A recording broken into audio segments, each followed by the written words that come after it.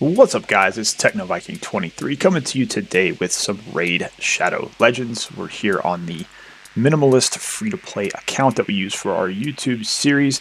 And I actually had kind of an interesting idea today. I wanted to actually talk about what I would do in Raid Shadow Legends if I was going to start a brand new account, whether it's like a low spend or another free-to-play account.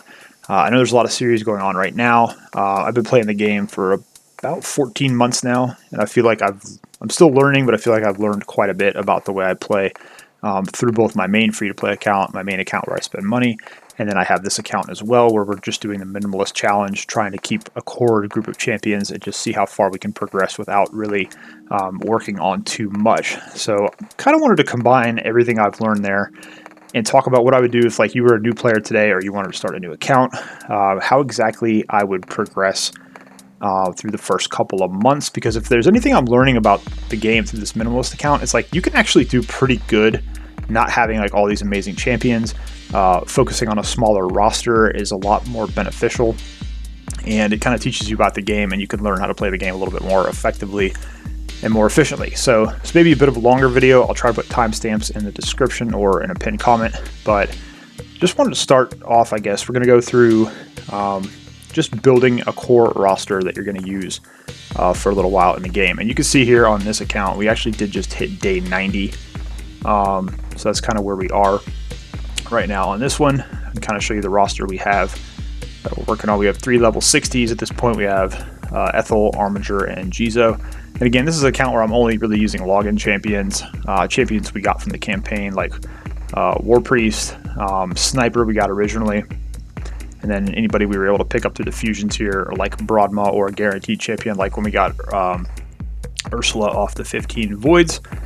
So that's kind of where we are going with this account, and that's kind of where I've learned where it's much easier to just focus on this smaller group of champions. So what I want to talk about first of all is basically when you start the game, you're going to get a choice of 4 different starters. Now your 4 starting champions are all pretty solid. I don't know why I keep going in there. I want to go to index. But I'm going to talk about the 2 that I would go with, and I know the first one is obvious. Everyone's always going to say pick Kale. Kale's the best starter. That's debatable to me, but I think if you are starting a new account, he is an excellent choice, mainly because he does have poison damage on his A3 and also on his A1. He's the only starter that has poison damage. It's not that easy to acquire poison champions early in the game. I mean, you can get an Outlaw Monk who's an uncommon. You may get lucky to pull it for as a Banshee. So if you choose Kale right off the bat, he's got a good kit already. But having that poison damage is actually going to give you a head start when you go into the Dragon Dungeon and when you go into the Clan Boss. So that's really his 2 biggest points right there, is 2 areas of the game you're going to be wanting to start working on early on, like the first couple of months. You're already going to have a little bit of a leg up if you have Kale because of that poison damage that he offers. Let's see what else he's got here. He's also got this Attack All, which is his nuke, basically. Works really well in the arena. Fills his turn meter also with each enemy that is killed. And then he also has the A3, which attacks 4 times at random, which this can really come in handy against certain bosses like the Fire Knight, and that's actually why I think he's also good, is he has a little bit of utility that you can use there. Now, the other starter I would suggest going with, let's see here, is in Sacred Order, and it's actually the starter we're using on this account, and that is Ethel. Now, I really like Ethel because she has a 3-hit on the A1 that also places a Weaken. Weaken is a really good debuff to have. The 3-hit on the A1 is really good against the Fire Knight, so again, we're looking for some of that utility that's going to help us in other areas besides just the campaign. She's got a really strong nuke here, also has that 50% chance of inflicting a critical hit, just like Kale does. And then she also has the Higher Blessing, puts an increased attack on her. And then she could also put the increased defense if she's less than 50%, and gives her that extra turn, so you can use that before you use one of her attacks. Like I said, the 3-hit A1 really comes in handy against the Fire Knight, and then Weaken is a really, really good debuff to have to use on bosses, especially the Clan Boss. So I think in terms of the starters with the most versatile kits, I think it's Kale, obviously because of the poison, and then Ethel. You know, Elaine is great too. She doesn't need any accuracy, so that's actually really good for her build. You can just build her to do straight damage pretty much. And then Gleck also has his strong suits, but for this focus of this video, we're only going to be talking about those two. So I would pick one of those two as my starter. If you really want to get the maximum effectiveness, you're probably going to want to take Kale, just because he has the poison. So you're going to get War Priest very early on, like probably your first day you play the game. And I would go ahead and take her to level 50. I would use her. She's going to be your healer, basically, your support champion. She does have a freeze debuff on the A1. It's really not worth doing much with that. But really what you're looking for is her A2 and her A3. Her A2 is going to heal a target ally by 20% of their max HP, and then heals all allies except for the target by 10% of the target's max HP. So pretty good general use heal there that's going to help you out a lot early on in the game. Blessed Weapons is going to give you an increased attack across your entire team. I actually did put books on her in this account because we are playing a much more minimal roster here. Now, normally you don't really need to book her. She will serve you very well for a month or two as your primary healer on your account, so I definitely suggest taking her to 50 and using her in your team lineup whenever you're doing dungeons or farming campaign. She's actually a very solid rare you get early on for free just playing the game. So I would make her one of what I'm going to call the core champions that you're going to get early in the game. The focus is going to be for the first couple of months just to have 6 or 7 champions. We're just going to have a small group. We don't want to be working on a lot of champions. We just want to have a tight group at the top that we're going to be able to put a lot of good gear on, that we're going to be hopefully able to take to level 50 and 60 very quickly. And we're just going to use that group to play as much content as we possibly can. And that's kind of what I've been learning on this minimalist account, is that it's actually not too hard to do that. So let's go into the campaign real quick, and that's what we're going to talk about next, where you're going to get some of these other core champions. So stage 4 Durham Forest, you're going to want to come here and you're going to want to farm for Spirit Host very early, like your first couple of days or first week in the game. She's going to give you not a great, but it's a decent speed aura early on in the game, which you're not really going to have from anyone else. She basically just has an attack one enemy, heals herself, which is useful. Her A2, she does the increased attack on our allies for 2 turns. And then she has a cleanse on her A3, which is pretty solid, even though it is kind of long at 6 turns, bookable to 5. It's going to give you a cleanse early on, which you're not going to be able to get really from anywhere else. So very solid champion, speed booster, attack up booster you could use in the arena as well. She's someone I strongly suggest going for and making one of your core champions early on in the game. Let's see, after Spirit Host, we're going to go to the Deadlands. There's actually 2 champions here you're going to want to farm your first week in the game if you can. And the first is going to surprise a few people, but it's actually this uncommon Shield Guard. And I'm sure a lot of people know about his value at this point, but his A1 is going to have a decreased speed debuff for 2 turns. He also does have damage based on defense, which is really easy to build. A lot of champions, the stats they need are tough to build. Defense is very easy to build for, especially earlier in the game. Now his A2 is bookable down to 2 turns, and uncommons are very easy to book because you can just use uncommons and feed them into them over and over and over again, and you can get them for mystery shards. They're very accessible early in the game. He attacks all enemies, fills his turn meter by 20% on each critical hit. So of course you're going to want to try to get his crit rate as high as possible. And again, we've got that damage based on defense. This is a really good ability. Can have him go multiple times, get him going, taking a lot of turns. And then once you get him ascended, he does have this passive, which actually is a self-cleanse. Removes 1 debuff from him each turn. This is amazing in like the spider dungeon. Best place to use him usually, because he's got that AoE attack plus this self-cleanse. Basically every turn he's going to be clearing one of those poisons off of him from the spiderling. So very good champion to get early on. He's also a spirit champion, which is going to help you out against force champions you come across in some of these levels.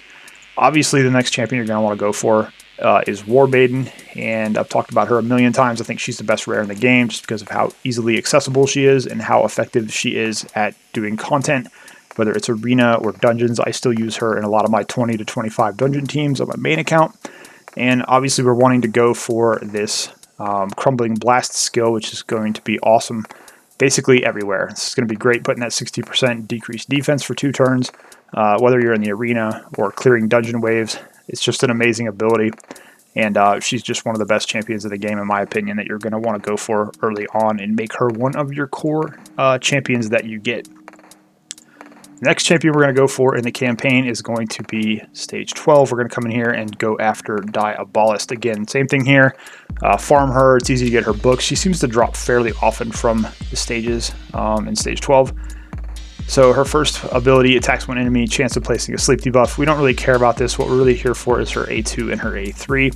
Her A2 attacks all enemies, places 30% increased speed on all allies for 2 turns. You could use that in the arena to speed boost and also in dungeons to speed boost.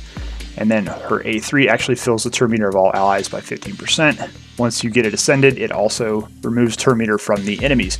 So these two abilities are basically what Apothecary has on a combined power, except he doesn't decrease enemy turn meter.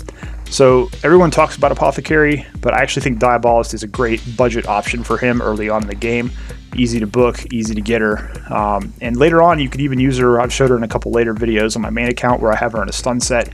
Using her this A2 with that stun is actually kind of fun to use and mess around with. So a lot of utility, and she's going to be your early on speed booster for the first couple of months you're in the game, unless you're just fortunate enough to pull an Apothecary like your first day or first week or something like that. But those are the main champions I'd be looking for in the campaign. Go after them.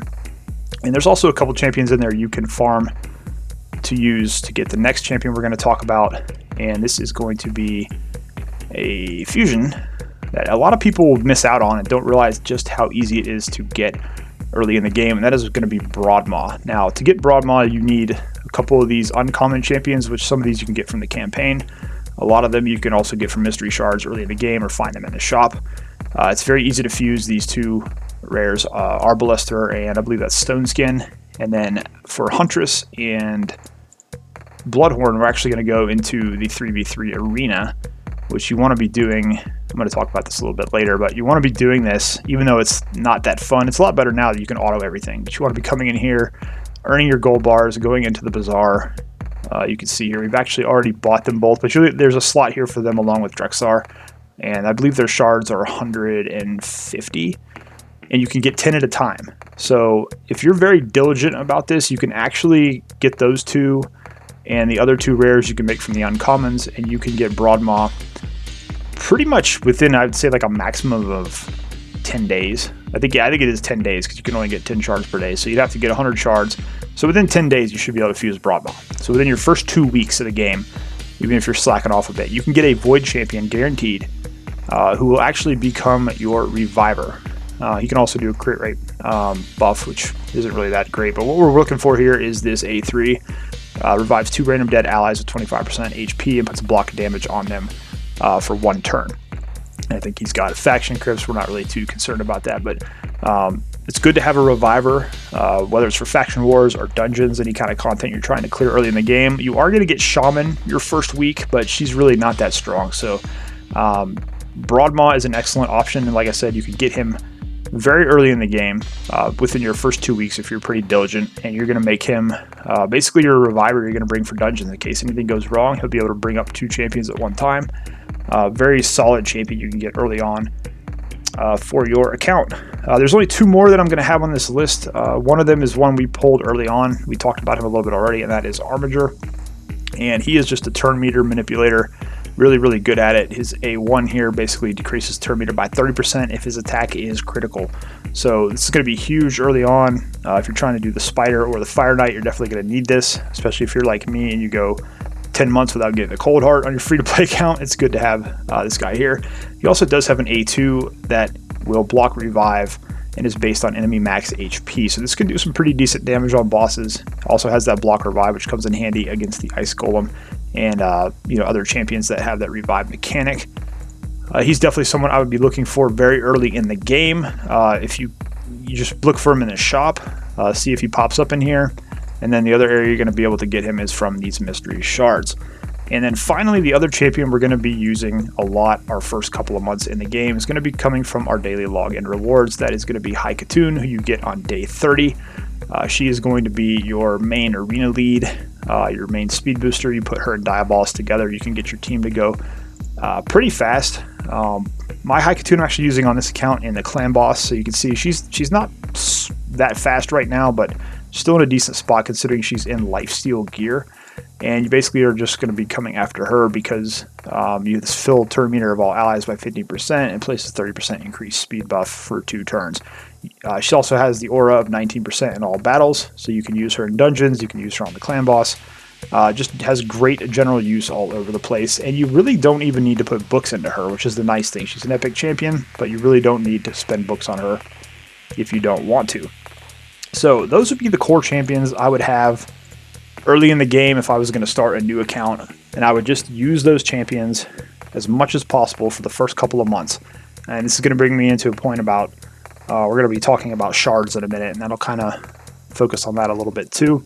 But like we talked about Haikatoon, when you come into the login rewards, you're going to get her day 30. And quite honestly, you don't really need to use any other login champions you're going to get until you get to Still the Drakes at day 180. The rest of these are all very situational. Dark Aline can be a really good nuker in the arena if you're desperate, and you really have to have that if your starter is not performing for some reason. But the rest of these are all pretty much situational. Dark Ethel really only usable in the spider. Yaga is a good poisoner for clan boss early, but if you take Kale, he's kind of redundant, and hopefully by that point you've pulled an Outlaw Monk or a Frozen Banshee from Mystery Shard that you can use in his place, so he's really not that great. So it's basically you get Haikatoon, she's your really good login champ you get the first month, and then you really don't need to worry about any of the rest of them until you get to Syl.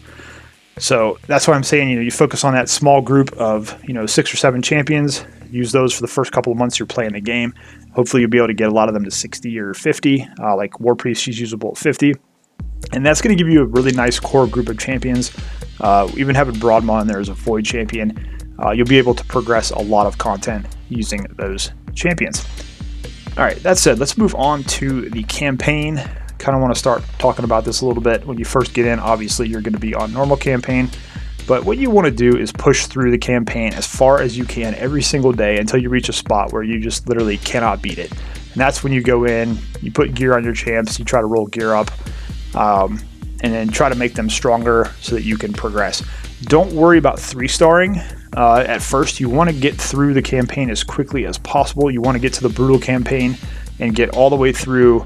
If you can't progress further than 8, that's fine, but you want to try to get to the Deadlands. You could farm. It's easier to farm Shield Guard and War Maiden on brutal, but just try to progress as far as you can early on. Even just 1-starring stages. You just get, the most important thing is to just get to this point where you have stage 6 and stage 8 unlocked in the brutal campaign. You want to hopefully have that within like the first week or so. And what you're going to do is you're going to come in, you're basically going to come into stage 6, and you're going to farm for speed gear. 2 set of speed gear gives you 12% speed. Speed is going to be one of the most important stats in the game, especially early on. If you can build fast champions early on, it makes clearing content so much easier. And what I strongly would suggest to do, what I would do if I was starting over, I would come into stage 6, and I would farm this stage until I had a 4 or 5-star set of speed boots for every single champion on my roster that I'm going to use. So all those 6 or 7 champions I talked about, I would sit here and I would farm those speed boots until I got them. Then I would try to farm stage 7 to get the rest. If you're going for something specific like crit rate gloves, just go into stage 4. And this is where you're going to spend a majority of your time the first couple of weeks. You're going to be wanting to come into campaign. You're going to be farming for this gear. You're going to be leveling up food champions to hopefully feed into your other champions and going after the kind of gear that you want. But go here, stage 6, farm speed boots for, you get 5 or 6 sets of speed boots early on that are 4 or 5-star. You're going to be in a great spot starting into the rest of the game. So this is one place you're going to want to focus early. And then you're also going to want to come into stage 8 and start working on your lifesteal gear. In the beginning stages, you're not going to be worrying too much about substats. If you can get speed substats, accuracy substats, that's really going to be the best you can do. But like for the bottom 3 pieces, you want speed boots. You want to get a percentage stat on the chest, usually defense or HP, because you're going to be using this to keep yourself alive in dungeons and against the clan boss. Gloves, you're going to be wanting to go for like crit rate. If you have a support champion, maybe you want HP percent or you want defense percent. But you're going to be just trying to focus on getting that primary stat. So for your top 3 pieces, you want to try to get that 5-star gear. Hopefully uncommon with a decent, substat roll. But like I said, first couple weeks, you're just in here, you're farming food, you're farming your lifesteal, you're farming your speed gear. You can get a decent four-piece set of lifesteal and put 2 speed pieces with it. You can make some pretty solid champions very early in the game. And like I was saying, if we're just focusing on those 6 or 7 champions that we're going to be using, it's going to be very easy to keep them geared early on. You don't even have to roll the gear all the way up. If you get a 5-star piece that's decent, roll it up to 12. You don't have to take it to 16 yet. And that's going to be the core set of gear you're going to farm. We're not going to worry about any of the gear we get from normal or hard campaign. Like I said, our goal is to just get to brutal as quickly as we can. Even if we're just 1-starring everything, just getting to these stages, getting them open to the point we can start farming for that 4 and 5-star gear early on. That's going to be your best bet. The one thing I've learned a lot on this minimalist account is having champions like between 180 and 200 speed early in the game, like your first month. It makes clearing the other stuff like potion keeps, like dungeons, so much easier. If you can get 200 speed, is like a magic number where once you get to that point, it's like in most cases you're going to be taking 2 turns before the enemy even gets a chance to go when you're in some of these dungeons and PvE content. So that's like a great number to look for. And like I said, just farm that speed gear, farm that lifesteal gear, push to brutal as quickly as you possible. And eventually you'll come back and 3-star everything, and you'll want to do that for the rewards. But for right now, we're just, I would just be focused on getting to brutal campaign as quickly as possible. All right, so that's my take on campaign there. Obviously, guys, a lot of this is my opinion. So if you have a different idea, that's great. Feel free to leave it down below. Tell me what you would do differently. That's kind of the cool thing about this game. Everybody has their take on it. Everybody has a lot of good advice, and it's good to combine it all and try to come up with an effective way to play the game. Arena is what we're going to talk about now.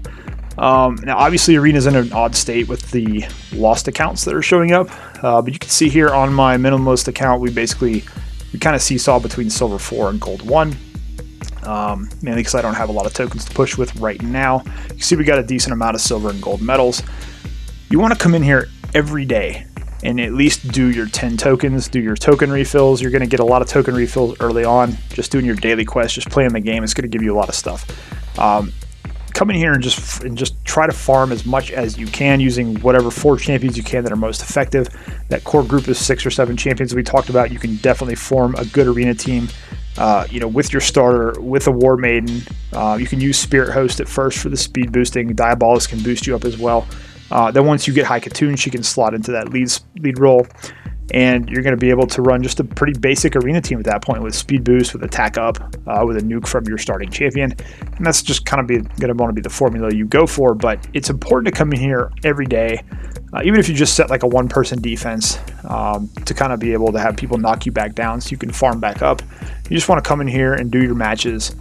Even if you lose a couple, just try to win as many as you can and start working on getting those bronze medals very early on in the game, because that was the biggest mistake I made on my main account. Is I would come in and I just did the 5 matches I had to for my dailies, and it set me so far back on Great Hall, not having evens like some of the initial ones built up. It hurts you in your progress in the Arbiter missions, which we'll talk about here in just a minute. But just very important to come in and just do the arena. I know sometimes it sucks, you're not going to win too many games. PvP in general is usually not fun in a lot of these games, but just do it, get as many of those medals as you can. And with the state of the arena right now, obviously you're going to be able to push pretty high even early in the game. So that's one thing I would definitely focus on. And like I mentioned earlier, we were talking about Broadmod coming into 3v3 and basically coming in here. You got some different items you'll be able to purchase with these gold bars, but kind of the same thing here. You just want to come in and just do as many of these matches as you can. Sometimes you might want to just do 5. These can tend to take a little bit longer, but now you do have to do 10 every week to get into your tier, and you'll get an award at the end with the gold bars. So definitely be coming into the arena, doing that, because like I said, Great Hall, very important. You can see on this account at 3 months, I think this is much better than where I was on my main account, because my main account, like I said, I just didn't care about arena. I did the 5 matches every day.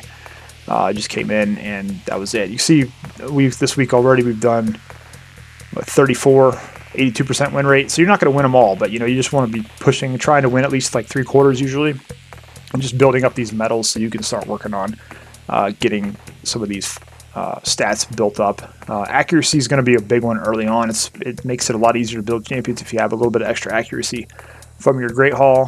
Crit damage, HP, defense, they're all important stats, but you kind of want to prioritize In my opinion, I would usually prioritize accuracy first. It's going to be a stat that a lot of newer players have trouble building early on with their accounts. But just the general message, just do arena every day.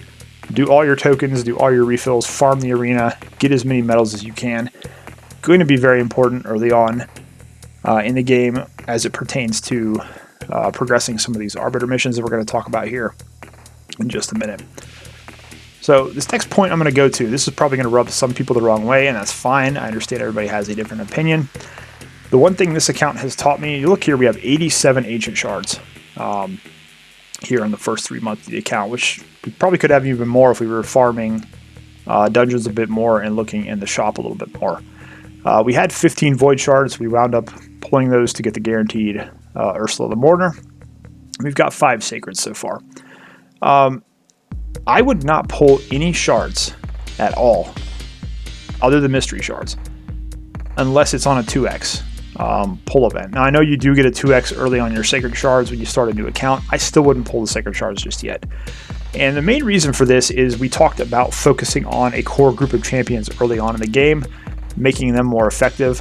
What I see a lot of newer players struggle with is they just start pulling all of their shards. And some people will tell you, pull all your shards, and if you don't get anything good, reset your account, start a new account. You know what? That's some people that works. For me, I don't know. I don't like that. I think it's just kind of, I don't want to be restarting the game 4 or 5 times. I just want to start playing and play the game and enjoy the game. So don't pull anything besides mystery shards early in the game. Like, this would be so cool. On this account, we're not pulling shards yet. We're waiting until like the 6-month mark, but it'd be so cool. I mean, think about, you're 2-3 months into the game, you got a pretty good core roster going, and all of a sudden you get an ancient 2x and you've got 87 shards to pull. That's pretty cool. You're definitely going to get some decent account changing champions at that point. But if you're pulling all these shards the first couple weeks, you're going to be getting all these epics, some rares, maybe a legendary, and you're not going to know what to do. You're going to have all these champions, and it's basically like, oh, who do I work on now? Who do I put resources into? Who gets these books? And it's just too much. And that's one thing that this account's really taught me, especially if you're low spend or you're free to play. You're not getting those resources coming in all the time. It's basically like minimalizing what you have to actually use the resources on is going to make your account a lot more effective. Like, if you're pulling all your shards every week, you're going to get a bunch of champions. You're going to be like, oh man, it'd be really cool to build this champion, or it'd be really cool to build this champion. And then you're going to just go off on a wild goose chase, and you're not going to have anything built. And then you're just not going to be able to progress. You're going to wonder why, your account is 9 months old and you have all these level 50s and you can't beat any content because you have too many champions that you couldn't gear and you couldn't book. And that's basically what happens for a lot of people. And they wind up quitting the game because they don't enjoy it. So I would pull all my mystery shards every single day. Pull all your mystery shards. You're going to get some rares from those. You can get an apothecary. You can get a frozen banshee. There's a lot of good rare champions you can get just pulling your mystery shards. Save everything else for a 2x. And try to have a good amount for those 2x. Like, try to have at least 20 or 30 shards if you're going to pull one of those. And, void shards, obviously, you're not going to get as many. And that's why I say save the voids for a 2x, because it's very important. Void shards are very valuable in terms of the fact that a lot of the void rares in the game now are just garbage. And even some of the void epics are not that great.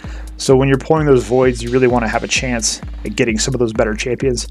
So that's why it's good to hold those for a 2x. Unless you're trying to get a cold heart really badly, which I am on my main account, or my main free-to-play account, where I'm 10 months in without a cold heart, so I do pull my voids there. But for the most part, just save your shards for 2x so you get the best chance at getting like an account-changing champion. Don't be pulling them early on in the game, 1-2 months in. And as you can see here, you're going to get quite a few shards the first couple months, even if you're not spending money. This is a full free-to-play account. We've got almost 90 ancient shards 3 months in, so you're going to have plenty of shards.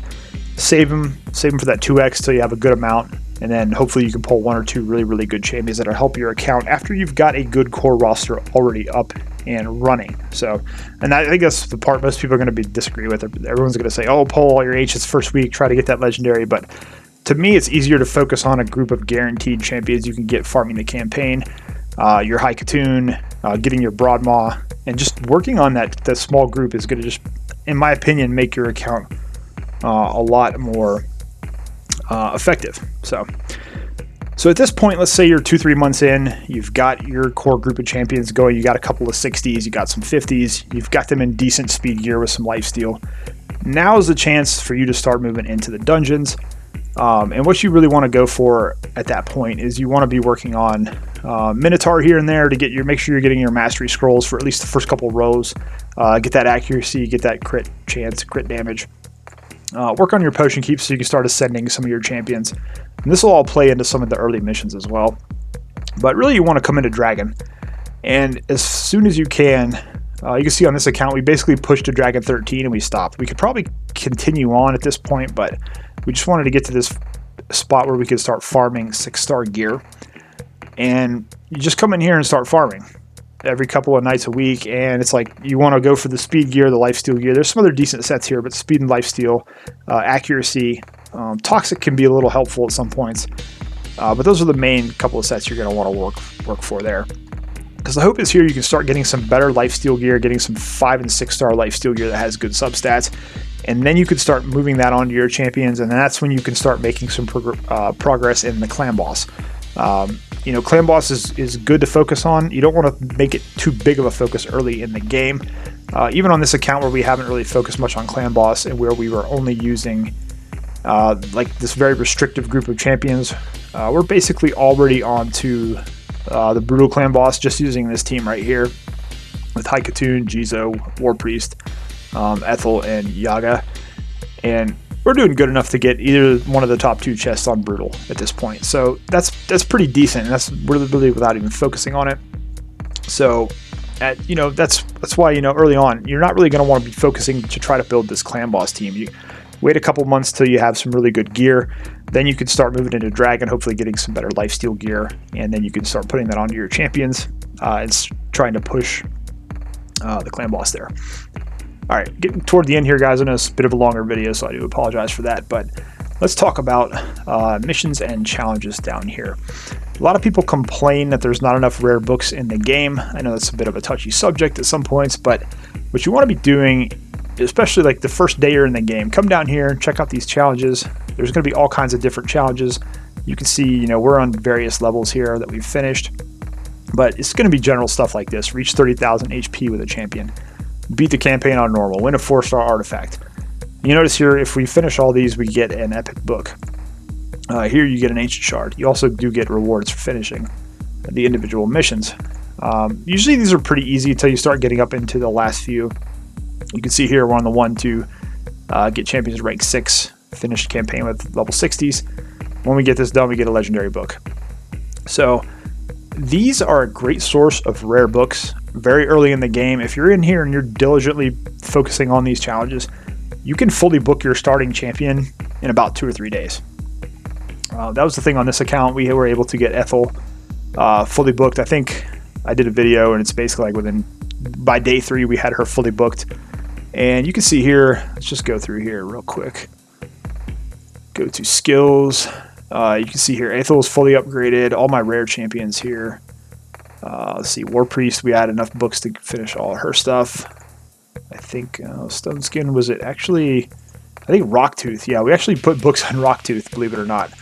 I've been putting some books into Arbalester too, because she's kind of fun to use. But you can see here how much we've been able to book. All of our rare champions pretty much are very close to being booked fully, because we've actually been able to get a fair amount of rare books from those challenges. Missions, very important as well. You see here on this account we're almost through stage 2 of the Arbiter missions here. Could be moving a little faster on this, but I haven't paid as much attention to it as I should have. But you can see here, you're going to get rewards just doing this basic stuff. Finishing stage 7, you get silver. You're going to get a bunch of energy here too. You're going to get a lot of shards. You're going to get some gear. XP boost. It's very important to come in here, especially on our free-to-play account, because these XP boosts are incredibly valuable for farming. Excuse me, guys. Farming campaign and building up those chicken champions. So really important. Again, there's a lot of free resources they're going to give you here early in the game. That's going to really help you progress. So make sure you're coming in each day. Man, I'm talking too long. My voice is getting all gravelly here. So basically come into these missions, these challenges, check these every day just to see if it's something you might be able to progress that day. You're going to get a lot of energy, you're going to get a lot of gems, you're going to get books, you're going to get all kinds of stuff from that. And that's very important to pay attention to. All right, final thing I'm going to talk about here is going to be using your gems. You're going to get a lot of gems very early in the game. You'll get a few thousand gems your first couple months just from logging in, doing these missions, completing challenges, completing the campaign stars. So now again, this is my opinion. If I was going to come in here, how would I spend my gems? I suggest using your first 800 to 1600 gems to fully mastery out your starter, and then at least another one of your level 60s. Having 2 level 60s early, fully mastered, coming all the way down to the bottom, is really going to help you out in dungeons when you start going into them. It's going to help you in the clan boss too. That's the other thing too. Since I'm using Jizo and clan boss, that's why I kind of went down and did that there. You can see a lot of these other people, we've just been doing Minotaur here and there to get their masteries. First couple of rows. You don't want to have to go all the way to the bottom if you're just using these champions kind of sparingly. Just kind of try to get the first few rows completed. But it's really worth it to at least do your starter first. And I know a lot of other people will continue to use gems for masteries. I think once you get once you get 1 or 2 champions fully mastered with your gems, I would stop spending gems because at that point you should be able to push Minotaur pretty deep. It's not hard to push Minotaur to 14 and 15 early in the game, and then you really don't even have to worry about spending gems. You can just go farm your mastery scrolls and get silver at the same time. It's a little bit more effective. Nice little double-edged sword. But I would definitely mastery at least 1 or 2 champions with gems to start the game. At that point, it's basically like saving the rest of them early on for energy refills. Basically, an energy refill will cost you 40 gems, and that's going to allow you to continue to play. You're going to get a lot of energy early your first month or so, but at some point it's going to run out, and if you're going to want to take advantage of, for example, we have this XP boost that's active. We want to be farming campaign as much as possible, building up our food. So maybe we'll use an energy refresh, pay the 40 gems, and I've got about, usually on this account at any given time, right around 800 gems, because I've been using them for arena refreshes to take advantage of the bot accounts. I've been using it for energy refills to farm some food. And that's mainly what's nice about having a supply of gems on hand. Let's say an event or something comes out where you want to go for something in a tournament or an event. It's going to give you the option to have more energy to go ahead and push through that. So it's always good to have extra gems on hand and not be just wasting them on those masteries, as we were talking about a minute ago. The other spot you're going to eventually want to use gems will be in the market. Though I do suggest not opening slots with gems until you actually see an ancient shard pop up in one of those slots. You don't want to be, again, burning gems early on, popping open these slots. And usually the first couple, you can open with silver, and there's going to be enough stuff in those where you can buy something each day if you see something pop up. But I usually will not start unlocking the rest until I see an ancient shard pop up that I want to grab. And at that point, you have your gems there to use for that. There is the mine. We haven't unlocked it on this account, but we eventually will. If you plan on playing the game long term, it's good to open up the mine. The mine usually takes a couple of months to actually start paying you back, so to speak, with the gems that you get from it. We can go in here and you can kind of see it's 500 to unlock and then 500 to level up each time. And you basically get 1 gem almost every 5 hours. You get up to 5 and then you have to claim it. So let's see here, it takes a day for us to earn 5 gems. Eventually you can get 15 gems from this, I believe, each day. So eventually you're going to want to come in and open this up if you are going to play the game long term. At some point we're going to open that up. The other place, and this is kind of your personal opinion. A lot of people like the Sparring Pit. I personally don't see the value in it. Again, it's my opinion here, but I hate the fact you have to come in here every single time and level up a champion. So if you're not playing the game all day, like let's say you play for an hour and you log out, but you've got a level, like let's say we have one of these uncommons sitting there, they just be sitting there for hours ready to level up. And it's just, to me, it's, I don't know, it's just kind of a way. I mean, I guess it's a wash because you're not playing the game either, but it's just easier for me to level champions in campaign. And I'll have one in the first slot. Sometimes I'll unlock the second slot, but early in the game, I would not be wasting gems on this. Just my personal opinion. I would not be. Only thing I'd be using gems for is, like I said, the energy refills. And then, right now I have been using them on the arena because we're in a situation where it's easy to take advantage of. It's easy to farm metals right now, and we don't know when Plarium is going to change it back. So might as well get as many as we can right now. So that's kind of my take on what I would do with my gems early on in the game if I was starting a new account. Well, I think that's pretty much it, guys. Just went over some general stuff pretty quick there. Again, like I said, I will try to put some timestamps in the description and also in the first pinned comments so you guys can find stuff a little bit easier if you're looking for anything in particular. Again, this is all basically my opinion based on playing the game for about 14 months across 3 different accounts, spending account, and then 2 free-to-play accounts that I do run. And like I said, people may have different ideas. If you have anything advice-wise or any other ideas that you think I missed out on, feel free to leave those down below in the comments. And hopefully we can help out a lot of newer players, or if someone's thinking of restarting, maybe starting a new account, hopefully this will be some helpful information. Again, I apologize for the long video. If anybody actually did stick around for the end of it, I really do appreciate it. As always, I hope you guys are having a great day. Thanks as always for watching, and I will see you again next time.